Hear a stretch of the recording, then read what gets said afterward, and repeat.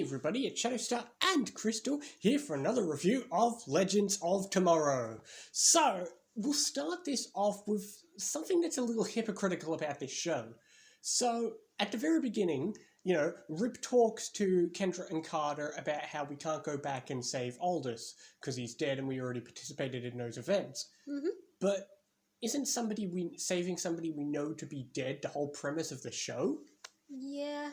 Yeah, the show's a little hypocritical on why you can and can't change things. Apparently we can't go back and save Aldous Boardman because we witnessed him die, but Rip was there basically for the death of his family, so how can he go back and change that? Well, he wasn't really there when it happened. We saw he wasn't there when Savage killed them. Yes, but their logic is that if you change time, then you can't but if you change time, then you wouldn't have wanted to change time in the first place. Yeah, exactly. I was thinking the same thing.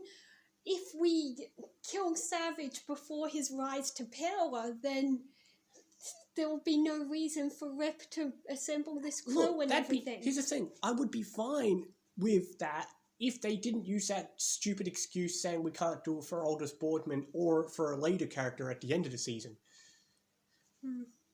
But anyway, moving on to actually good parts of the episode, because even before the opening titles, this episode is off to an amazing start.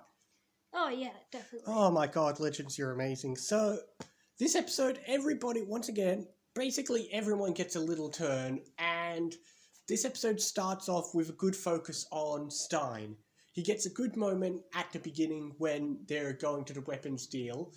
And then, of course, the whole episode is about meeting his younger self. Yeah. So we get to meet Stein's younger self, which I suppose that's fun. It's the first time we'll meet somebody's younger self, really. And yeah, we got to have some interesting moments. And I don't know, I'm half and half. I mean, okay, I get Stein's about roughly 40 years older, so anything could happen in 40 years. But in some ways, they are right in the fact that he doesn't seem that much like him in some ways. I think the ending was trying to imply that Clarissa changed him, like, loving her caused him to want to settle down and he probably gave up the drugs and all that. I guess I can see, that's about the only thing I could see, although this was foreshadowed way back in, like, one of the first Firestorm episodes by one of his colleagues, who mentioned they went to, remember when, way back when Stein was still in Ronnie's body and it was Stein, and he talks to one of his colleagues that they went to university together, and he talks about, we protested the war and all those things, and you thought, that's a bit different than the Stein we know, but it does match up with the Stein scene here. Yeah. So, again, it's not really foreshadowing, it's more just sticking to what we've seen. Foreshadowing is if they really planned it. But, yeah. But anyway, back to that although I have to say, quick mention, it turns out Stein went to university in Ivytown, the same place that Ray Palmer grew up. So, that adds more credence to the fact that they apparently would have went to school together. Not school together, like Stein was teaching at one point. Anyway, we've got to get to the weapon stealing scene. One of the best scenes, more to the fact that we just have an amazing fight scene at the beginning of the episode. Again, a huge amazing fight scene with everyone there. Yeah. Before the opening titles. I love how Ray just comes out of Stein's pocket. They do that joke a few times, but I love it.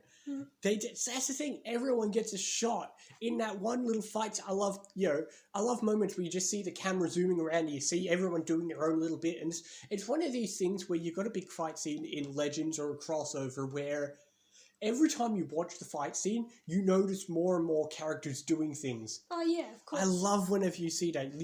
You see, like, the camera swooping around as, like, Snart and Rory are doing their thing, and then you see the Hawks flying through, and there's all those things happening all in, like, one shot.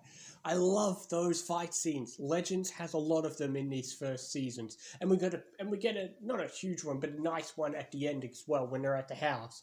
Speaking of the arms dealing scene, we get Damien Dark showing up. Yeah. It's a small little cameo, but it's a huge thing if you think about it. I mean, it goes by fast, and because we've seen it before, we just gloss over it. But you got to think about it from the perspective of somebody who's been watching these. Two things. One, although we've known Damien Dark has been involved with the League and he has a Lazarus pit, it was never flat out confirmed that he's lived an extra normal life like Raz had. Yeah. It So hasn't. We don't. At this point, we're not really meant to know just how old he really is. This is the first time that's really shown, although to be fair, I don't think Arrow really focuses on the fact that he has an extra normal knife. You could kind of guess it because he said he stole Lazarus water, but it's never flat out implied. Whereas here, this is the first time we're seeing him in the past and he looks the exact same.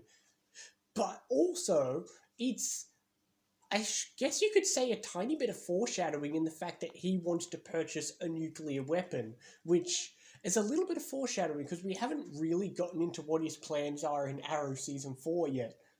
Again, he doesn't actually achieve much, but it's just a nice detail.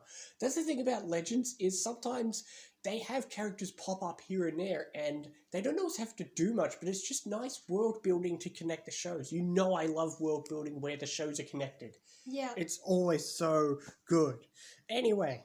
But one thing that annoyed us was, okay, so the arms deal happened in Norway, so they would have been in Norway when they tried to reverse engineer the piece of Ray's suit. But then we see Sarah and Jackson Stein. They get the tracker thingy from young Stein. Then we see them at the lab where the piece of suit is, and they get that back. Then we see them go into the Wave Rider walking past an Ivy Town sign. Yeah, that doesn't make sense. So that either implies they somehow went to Norway through natural means, which would just be stupid, or implies that the tracker was being kept in Ivytown, which again makes no sense. They found it in Norway. Why would they take it to America? So yeah, I don't know, it's a small little inconsistency. Sometimes the characters seem to jump around. There is another reasonable way they could have gotten to Norway while the Wave Rider was parked, but we haven't been introduced to it yet, so I don't think it actually happened. Yeah, but even if they had access to that, that's connected to the Wave Rider. They would have just got onto... I don't know. Why were they outside? And where was Sarah's clothes? Because when she went to the arms deal, she was wearing her White Canary outfit, but when she's in Ivytown with young Stein, she's wearing just 70s clothing, which they 80s. comment on. No, 70s. They're in 1975. I thought they It's said 1975. 80s. Okay. I promise you that it's 1975. They're going to the 80s later. Anyway, but yeah, that's a little odd thing. It's not a huge deal, but it's just sometimes the shows, especially Legends, people tend to jump around and you don't really keep track of it as easy, especially when characters are in multiple locations and the Wave Rider's parked somewhere, which means, the Wave Rider had to park, drop like Ray and Snart off, then fly off somewhere else and park somewhere else and just leave Ray and Snart with no Wave Rider temporarily. Yeah. It's a small thing, but it happens. But anyway, I like how... But speaking of Sarah's outfit, I need to compliment the costume people on this show, just like I used to, because all their outfits, especially Sarah's, are always amazing. I love seeing them wearing clothes from different times. They're really good at that. Yeah, that's nice. And but then again, Sarah looks great in anything. The weird thing is, I don't even know. I mean, don't get me wrong, the White Canary outfit's nice and all, but why does she even need to wear it? What does it achieve? It's not like it's a disguise. So, what is it achieving? It still works as like a nice thing to wear when she knows she's going to get into a fight, because it's something you can fight in. It's, I don't know, skin tight and doesn't get in the way. I guess. Like, if she had stayed in the clothes she wore from that time, she would have had that fluffy white jacket in the way and whatever. Yeah, but, oh well, she could still fight in those outfits anyway. Yeah. Oh well. Like she said, she was stoned and she could still fight. One good thing about Legends, especially the first season when we're still setting everybody up, is they use a writing technique of what characters can we throw together this episode? It's like, okay, this episode we're going to have, like, Snart and Ray hang out together. And, it's kind of like a mix and match game. It's like, all right, let's see what combinations we can see and see what happens. Yeah. So, we get to have scenes like, it's just fun seeing all the interactions. Cause you wouldn't expect Sarah and Stein to interact normally, but there was that interesting conversation where he called her a sexy assassin from the future. Yeah, they do. She had that line. Yeah, there's that moment where she seems to think I'm sexy. Yeah, we do have nice little moments where it seems like Sarah's flirting with young Stein and we're all hanging out. And then we do have the moment where, like, Snart and Ray get to connect a little bit. And we get some nice backstory in both of them. But, yeah, which brings us to the bit where they steal the knife. Now, I want to bring attention to something. A handful of episodes ago in Arrow, we were at Damien Dark's house, and I said that set will come back later. This is the same set that plays Damien Dark's house. It's obviously not... What do you mean, hi? You noticed it! Yeah. Yeah, I told you that. Well, you told me that. You pointed it out in the episode. But yeah, this is the same set that was Damien Dark's house. We mentioned that in that episode, but I'll bring it back again. But anyway, we steal the dagger, we get a confrontation with Savage. Maybe Savage gives the house to Damien. But that implies he was keeping the dagger in America. I mean, that could be the case. We don't know. They didn't say where it was. Anyway, we have to mention another character we hate, which is Carter. Which they did get some more annoying scenes where, he's conflicted with Kendra because Kendra's like, well, and why? He's being a creep, trying to touch her and stuff, and she's like, no, we're not a thing. Which is one thing people complained about a lot in the crossover in the first episode, so I'm glad they addressed it here, but I'm even more glad that he's dead, because honestly, all the other characters are such great characters. They have We don't need him. All the other characters are so great. They have great charisma and personality, and they're distinctive. Carter is just boring in his delivery. When he's, like, talking to Kendra or doing anything, it's just so boring. He's got no personality. I'm glad he is dead. He's dead. He won't be around. Yeah, I guess... If you're watching this for the first time, you might be a little shocked, because obviously you'd assume that Carter's going to be a main character along with everyone else, and he's killed off in episode 2. But no one's complaining, because Carter is one of the worst characters. Kendra's alright. She's not exciting, but she's not bad by any means. Carter, however, let's be glad he's dead. But we do get more establishing facts that now we learn that it has to be Kendra who uses the knife. But... all in all, that's the episode. We did get another great scene, like, while the Hawks are dealing with Savage, we'll get a great scene where, it's not a huge scene, but, like, when they're all dealing with the security, you got, like, Rip, Snart, everyone's having a little moment fighting them off again outside the house. Yeah. It's just those action scenes where you just cut back and there's a whole lot of action.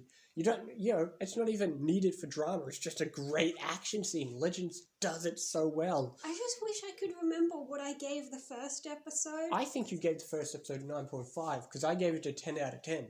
I think I'm going to give this just a 9. Still very high, but obviously doesn't have the huge impact that the first episode does. Yeah, I'll go 8. Fair enough.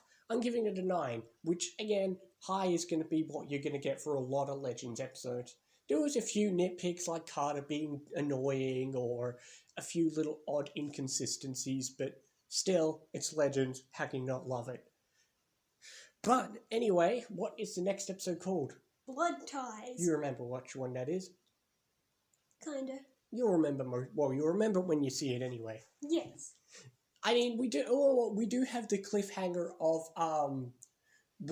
because Savage, although he didn't kill Kendra, he did stab her in the side with the knife, and now she's greatly injured.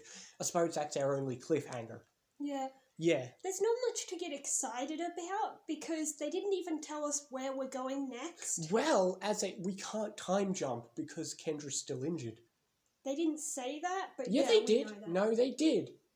Oh, they said it when Aldous was hurt. No, they said it when they were running inside, and they said, get her to the med bay, and they said, we can't time jump due to her condition. I'm sure they said that line. Okay. But anyway, yeah, they didn't give us too much of a hook, but next episode's still a good episode. But yeah, you're right. There wasn't much of a cliffhanger other than Kendra's injured, which is fine. You don't always have to have a huge cliffhanger, which, again, a point I love about this show is, as I said, but I'm sure I probably mentioned this in the pilot, is love or hate Savage, I'm glad that you just have an ongoing villain. Like, it's not just, you think of Flash, although there's a season villain, you'd still have a new metahuman each episode. Like, here's Clone Guy, here's the Mist. Yeah, I know. We don't have one-time villains in this We don't show. have to worry about one-time villains. There might be occasional side villains who might be helping Savage or connected to Savage. Like, later on, we'll have a few others. Yeah, later on in a different season. Or even in this season, I'm thinking of other people. But they're usually they're all connected to the main plot. They're not just, here's a random guy who's angry. Anyway, we'll see you next time for more Legends and other things as well. See you next time, guys. See you next time.